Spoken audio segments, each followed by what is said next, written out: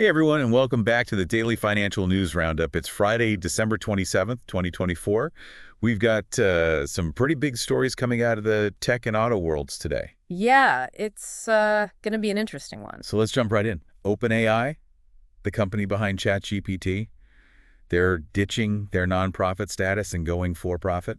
What do you think about that? Well, it's a bold move for sure. They say it's to get more funding to really push toward AGI, artificial general intelligence. Yeah, but it sounds like not everyone is happy about it. No, definitely not. You've got OpenAI co-founder Elon Musk. He's not too happy about it. He's filed an injunction against it, actually, arguing that it goes against the company's original mission. Oh, wow. So this is a pretty big deal then. It is, yeah. Even Mark Zuckerberg over at Meta, he's echoing those concerns, worried about potential misuse of assets, especially ones developed under that nonprofit model. So it sounds like we've got a bit of a tech titan showdown brewing. Yeah, you could say that. What do you think this means for the future of AI then? Well, that's the big question, isn't it? I mean, a for-profit structure, that could attract more investment, potentially speeding up AGI development. However, there are some worries, about transparency, control, and whether profits will overshadow ethical considerations. That's some important things to consider for sure. We'll definitely be keeping an eye on this one. Now let's turn to a story that just won't quit. TikTok. Oh, yeah. The TikTok saga continues. It does. President-elect Donald Trump, he initially tried to ban TikTok back in 2020. Well, now he's seeking a political resolution. Interesting. Remind me what's happening with that again. Right. So there's a law. It's set to go live January 19th, 2025. That forces TikTok's parent company, ByteDance, to sell its U.S. operations. But Trump is asking the Supreme Court to delay it, while his incoming administration explores other options. Okay, so a pretty big change from a hard ban to now potentially a compromise. Yeah, it's kind of a mystery why. Some people think Trump softened his stance. Others think it's a tactic for negotiation leverage. But not everyone's happy about it. Senate Minority Leader Mitch McConnell, he's against the delay. He's arguing that TikTok might be aiming for leniency, under the new administration. Right. Plus, the national security concerns tied to its Chinese ownership. Those haven't gone away. Yeah, it's definitely a complicated situation with a lot of moving parts. Yeah. Let's move on to another tech giant, Apple. They're making waves for bending to those EU rules. Yeah, Apple has halted sales of certain iPhone models, the iPhone 14, iPhone 14 Plus, and the third-generation iPhone SE in many EU countries. What's the reason for that? Well, this stems from those new EU regulations that make USB-C ports mandatory for all smartphones with wired charging. Oh, I see. Newer iPhones already have them, but these older models don't. So they basically have to wait until they can release USB-C equipped versions. Exactly. A fourth-generation iPhone SE with USB-C, that's expected in March. Until then, those older models are off the shelves in many EU countries. Wow, it really shows how much influence those EU regulations have on even the biggest tech players. It really does. Okay, let's switch gears for a second and head over to the auto industry. There are talks of a potential merger. Oh, yeah. Honda and Nissan. They're in talks to create a joint holding company, if they pull it off. They could become one of the world's largest automakers. That would be huge. It would. But not everyone's convinced. What do you mean? Well, Honda's CEO, Toshihiro Maeb, he's having a tough time convincing the public about the benefits. Oh, really? Yeah, he's even faced laughter from journalists when talking about it. Ouch. Yeah, it's a bit awkward. So why all the skepticism? There are concerns about the strategic logic of it, especially with Honda struggling in the EV market. Even former Nissan CEO Carlos Ghosn, he's chiming in saying it's more about control than actual performance. So it'd be interesting to see if this merger actually goes through and if they can overcome all these hurdles. Yeah, it will. Let's talk about Tesla. It seems like their Cybertruck isn't doing as well as they hoped. Yeah, they're trying to sweeten the deal. They're offering free lifetime supercharging. For Foundation Series, Cybertruck's bought on or after today, December 27th. It's a pretty big perk. It is, especially with charging costs going up. But it does point to some potential demand issues. What do you mean? Reports are saying that Tesla has unsold inventory of these limited edition trucks. And there was even a brief production pause this month. So maybe the Cybertruck isn't living up to all the hype. Maybe not. I wonder if it's the price tag or if people are just hesitant about that unconventional design. It's probably a mix of both, to be honest. The Cybertruck's base price, it's significantly higher than other Tesla models. And yeah, that unique look might not be for everyone. Plus, the EV truck market is getting pretty crowded these days. That's true. Speaking of Tesla, there's another debate going on over in China. Oh yeah, this one's about LiDAR, the technology using lasers for detailed 3D maps. Li Auto CEO Li Zhang. He's standing firm on using LiDAR in their vehicles, citing safety concerns specific to Chinese roads. Isn't that the tech Elon Musk called a crutch? It is. Musk believes cameras are enough for autonomous driving, since they mimic human vision. Right. But Li Shang disagrees. He points to real-world challenges on those Chinese roads, like trucks with broken taillights parked on highways at night. He says that can be hard for cameras alone to detect reliably in low light. So essentially, Li Xiang is prioritizing redundancy and that robust sensor data, while Musk is leaning toward a more streamlined, camera-centric approach. Exactly. It really highlights the complexities of autonomous driving and how different companies are tackling this challenge based on their own views and the environments they operate in. Makes sense. Yeah. Let's talk about Jeff Bezos and Blue Origin. Oh, yeah, they just got a big win. What happened? The FAA granted them a 5-year license to launch their new Glenn rocket from Florida. Wow, that's exciting. Tell me more about this new Glenn rocket. It's a reusable heavy-lift rocket designed for missions in and beyond Earth orbit. So they're going head-to-head with SpaceX's Falcon rockets. You could say that. Wow, this is getting interesting. This launch license puts Blue Origin in direct competition with SpaceX, making this rivalry even more intense. So you've got a Bezos versus Musk showdown in space now. You got it. Amazing. Okay, let's bring it back down to Earth for a moment and look at some market updates.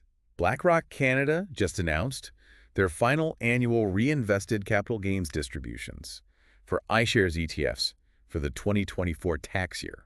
Important for investors to know as we wrap up the year. And unfortunately, we've got some news of a few class action lawsuits today. Yeah, first up is Nextracker Inc. They're being accused of misleading investors about how project delays were impacting their business and financial performance. And there are a couple more lawsuits targeting other companies as well. There are. ASML Holding NV. They're facing a lawsuit claiming that they downplayed risks related to the semiconductor industry slowdown and those export regulations. And what's the last lawsuit about? This one is aimed at Zeta Global Holdings Corp., accusing them of artificially inflating their financial results. It's a good reminder that investing comes with risks, and it's important to stay informed about these legal developments. It is. These lawsuits really underscore the importance of due diligence, Right. and understanding potential risks before investing. Absolutely. Okay, let's shift gears one more time and explore how investments in specific companies would have performed over time. Sounds good. Just to reiterate, past performance doesn't guarantee future results, but it's still fascinating to see the potential. It is. So let's start with Hamilton Lane. If you invested $100 in their stock 5 years ago, That $100 would have ballooned to over $250 today. Pretty impressive. It shows how much even a modest investment can grow over time, with the power of compounding. wow, that is impressive. Speaking of growth, how about Booz Allen Hamilton? What if we went back a decade and invested $100? That would be worth almost $500 today. That's a pretty solid return. It is. Okay, and finally, United Rentals. What happened to that $100 invested 15 years ago? Over $7,100. It really hammers home the potential of long-term investing. Of course, every investment has its risks, but it's inspiring to see what can happen with patience and a long-term perspective. Incredible. We've covered a lot of ground in this segment, from AI advancements and the space race to merger talks and those eye-opening investment examples. It's clear that the financial world is constantly evolving and full of surprises. It always is. Well, we'll take a quick break and be back with more financial news and insights right after this. It sure is. While we're on the topic of Tesla, they've got some interesting advice for their owners, especially now that winter is here. Oh, right. Tesla has some specific tips for driving in cold weather. Yeah, something about keeping your car plugged in. Exactly, when it's plugged in. Energy-hungry features, like cabin heating and battery preconditioning. They can draw power straight from the source, less strain on the battery, which can really help improve driving range in cold weather. So it's like giving the battery a break while it charges. That's a good way to put it.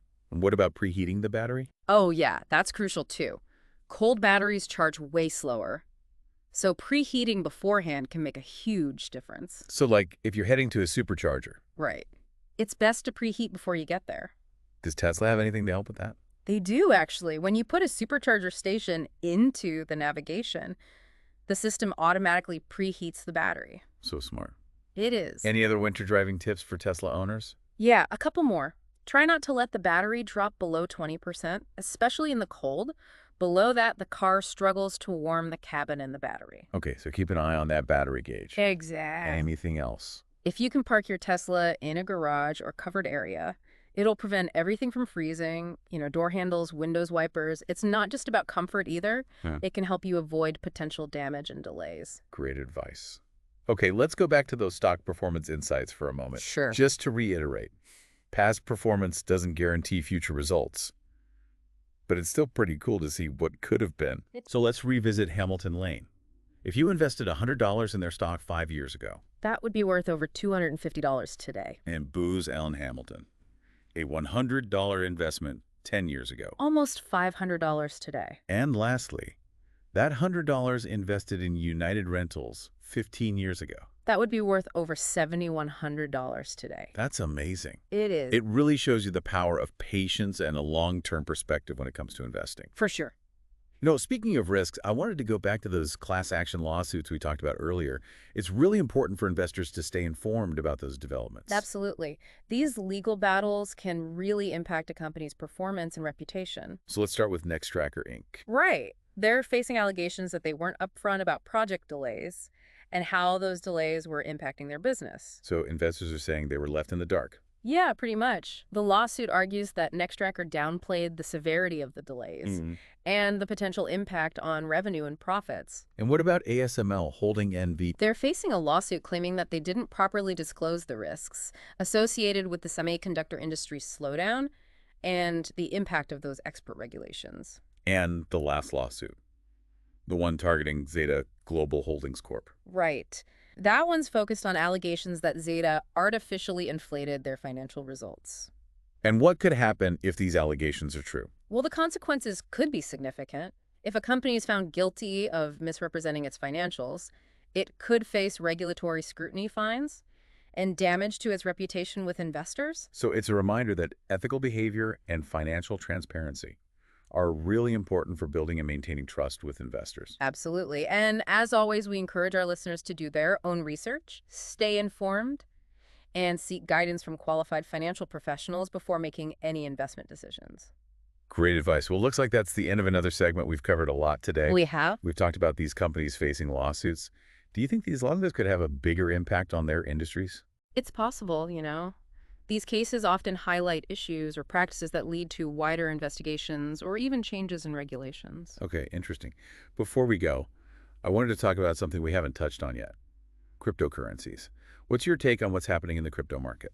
Well, it's always volatile, isn't it? We've seen some new things lately, especially with the rise of decentralized finance, DeFi. It's a fast-moving area with a lot of potential, but also a lot of risks. Definitely something to watch. Any final thoughts for our listeners today? I think the most important thing to remember is that the financial world is always changing. There will be ups and downs, unexpected things happening, and new challenges. Staying informed, being flexible, and focusing on the long term, those are the keys to navigating this ever-changing world. Great advice. Thanks for joining us today. You're welcome. And to all our listeners, thank you for tuning in to the Daily Financial News Roundup. We'll be back next week with more news and analysis. Until then, have a great weekend.